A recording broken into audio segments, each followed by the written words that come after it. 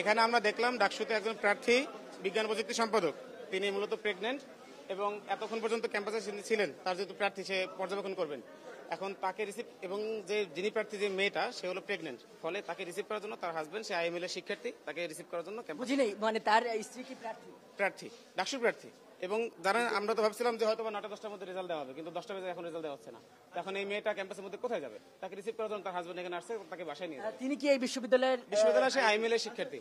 এবং শিবির কেন বলা হচ্ছে? ওই যে বাংলাদেশের কালচার, মাথায় টুপি থাকলে শিবির, আর শিবির মানে মব, তাকে মব করে যেমন চাই তা করা যায়। এই কালচার বাংলাদেশ থেকে বন্ধ করতে হবে। এটা বন্ধ করার জন্য আমরা কাজ করছি। হ্যাঁ, আমরা খোঁজ নিয়েছি। এখন এখানে আপনি চেনেন তাদের? কি করছে অপরাধটা বলেন আপনারা? তারা শিবির বানিয়ে দেন, তার অপরাধ থাকলে সে বিচার করবে।